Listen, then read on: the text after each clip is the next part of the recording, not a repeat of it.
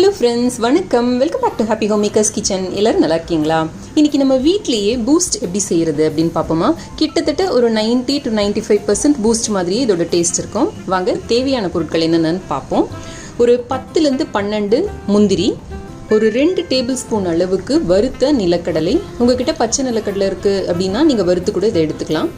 இது உப்பு போடாததாக பார்த்து வாங்கிக்கோங்க, தனியாக ரோஸ்ட் பண்ணது வாங்குற மாதிரி இருந்ததுன்னா. அப்புறம் ஒரு 10 பாதாம். இந்த பாதாமை நல்லா ஊற வச்சு இந்த தோலை உரித்து ஒரு துணியில் நல்லா தொடச்சி எடுத்து வச்சுக்கோங்க. அப்புறமா 1/4 கப் அளவுக்கு கோதுமை மாவு, அப்புறம் 2 டேபிள் ஸ்பூன் அளவுக்கு சர்க்கரை. நான் இங்கே ஆர்கானிக் சுகர் எடுத்திருக்கேன். 1/4 கப் அளவுக்கு பால் பொடி.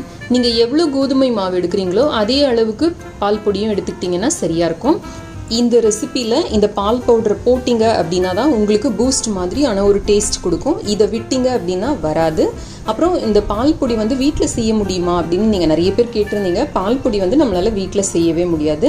அப்புறம் என்ன பிராண்ட் பால் பொடி வாங்குறது அப்படின்னும் நான் நம்மளோட homemade Horlicks boost with ragi, அப்புறமா ஹோம்மேட் ஹார்லிக்ஸ் ரெசிபி எல்லாம் போட்டிருந்தப்போ நீங்கள் நிறைய பேர் கேட்டிருந்தீங்க கீழே கமெண்ட் செக்ஷனில்.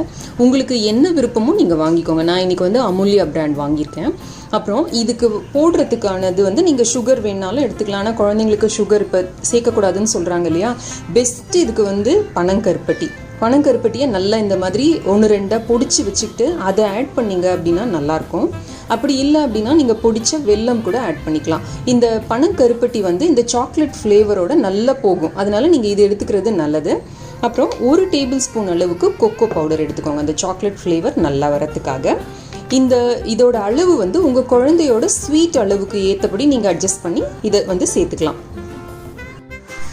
நீங்கள் சுகர் சேர்த்து அரைக்கிற மாதிரி இருந்தீங்க அப்படின்னா நீங்கள் இதோடய டைரெக்டாக போட்டு சேர்த்துடலாம். பட் நீங்கள் கருப்பட்டியோ வெல்லமோ சேர்க்குற மாதிரி இருந்தீங்க அப்படின்னா நீங்கள் பாலில் கலந்ததுக்கு அப்புறமா, அதாவது பாலை அடுப்புலேருந்து இறக்கி இந்த பொடியை கலந்ததுக்கு அப்புறமா நீங்கள் இதை போட்டு கலக்கிறது நல்லது. இல்லாட்டி இது பால் திரிச்சு விட்டுடும்.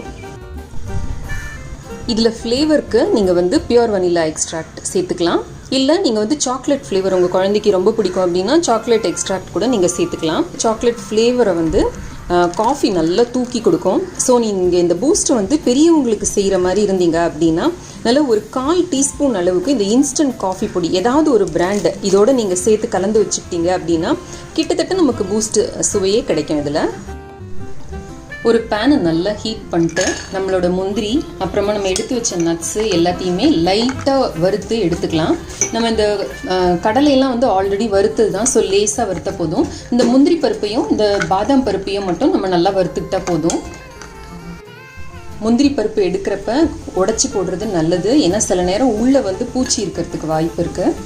லேசாக அந்த ஒரு கோல்டன் கலர் வர்ற வரைக்கும் இதை வறுத்து எடுத்துக்கலாம்.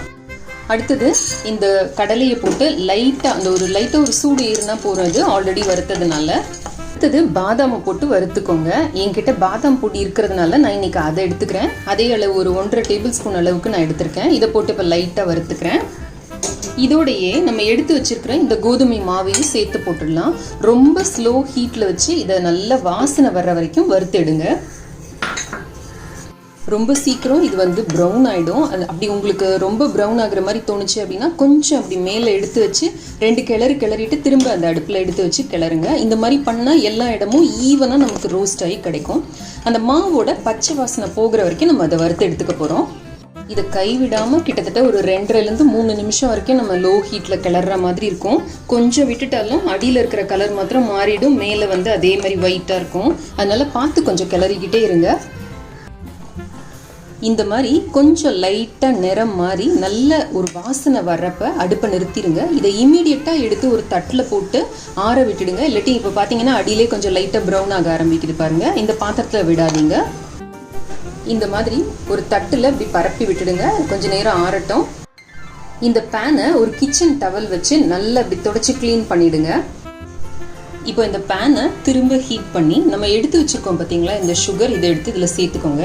இந்த சர்க்கரையில் தண்ணி எதுவுமே விட வேண்டாம், மிதமான தீயில் வச்சுக்கோங்க. இந்த சர்க்கரை கொஞ்சம் நேரத்தில் தானாக உருக ஆரம்பிக்கும். பார்த்தீங்கன்னா முன்னைக்கு அந்த உருகிறது உங்களுக்கு லைட்டாக தெரியுது பாருங்கள்.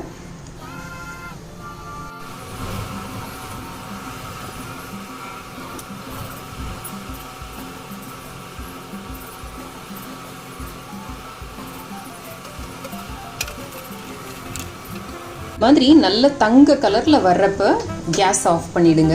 இதை எடுத்து ஒரு பிளேட்டில் கொட்டி ஆற விடுங்க.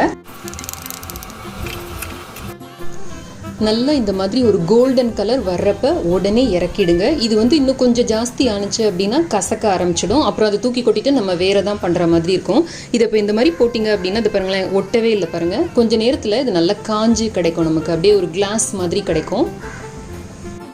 ஒரு கத்தி வச்சு கொஞ்சம் பொறுமையாக இதை எடுங்க. நீங்கள் இந்த பிளேட்டில் லைட்டாக நெய்யோ எண்ணெயோ தடவி வச்சிங்கன்னா இது எடுக்கிறதுக்கு ரொம்பவே ஈஸியாக இருக்கும். இல்லை நீங்கள் கிச்சன் கவுண்டரில் கூட இதை ஒரு இடத்த சுத்தம் பண்ணி நீங்கள் ஊற்றி இந்த மாதிரி எடுக்கலாம். இப்போ இந்த பீசஸ் எடுத்துக்கலாம். இது அப்படியே கண்ணாடி மாதிரி பேந்து வர ஆரம்பிக்குது பாருங்கள். இந்த மாதிரி எடுத்துக்கோங்க. இந்த மாதிரி கிடைக்கும் உங்களுக்கு. இந்த ஒரு ப்ராசஸ் மட்டும் நீங்கள் வெள்ளத்துலேயோ பனங்கருப்பட்டிலையோ அதில் ட்ரை பண்ணாதீங்க, அது சரியாக வரலை. இது சுகரில் ட்ரை பண்ணால் தான் இந்த ப்ராசஸ் கரெக்டாக வருது.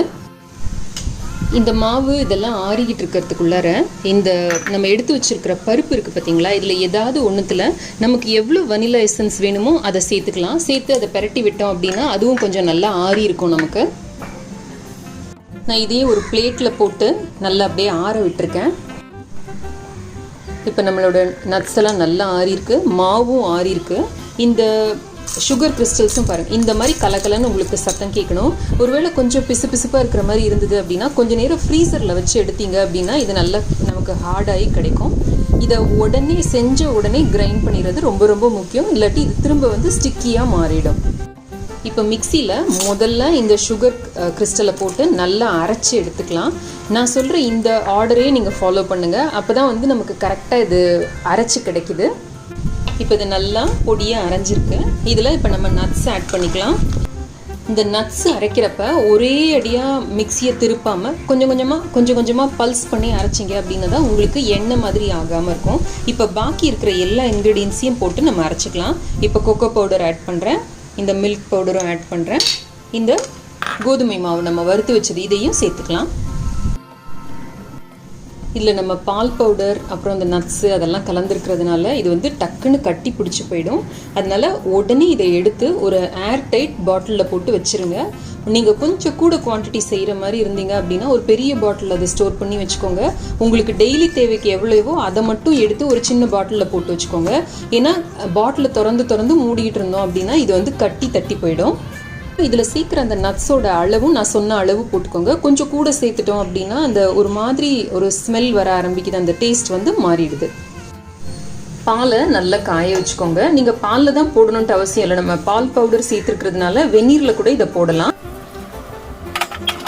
நம்ம எங்கேயாவது டூருக்கு ட்ரிப்புக்கெல்லாம் போனோம்னா கூட நம்ம இந்த மாதிரி எடுத்துகிட்டு போனோம் அப்படின்னா பால் மாத்திரம் சூடாக வாங்கி இதை கலந்து கொடுத்துடலாம். நம்மளோட ஹோம்மேட் பூஸ்ட் தயார். இது மட்டும் இல்லாமல் நம்மளோட சேனலில் homemade Horlicks, homemade ragi boost and Horlicks, அப்புறம் கம்பு ஹெல்த் மிக்ஸு, சத்துமாவு கஞ்சி அந்த வகைகள்லாம் இருக்குது. எல்லாத்தோட லிங்க்கும் நான் கீழே இருக்கிற டிஸ்கிரிப்ஷன் பாக்ஸில் கொடுக்குறேன். ட்ரை செய்து பாருங்கள். ட்ரை செய்து பார்த்து எனக்கு உங்களோட கமெண்ட்ஸையும் ஃபீட்பேக்கையும் கீழே இருக்கிற கமெண்ட் செக்ஷனில் எழுதி அனுப்புங்க. இந்த வீடியோ பிடிச்சிருந்ததுன்னா லைக் பண்ணுங்கள், நம்ம சேனலுக்கு சப்ஸ்கிரைபும் பண்ணுங்கள். நன்றி, வணக்கம்.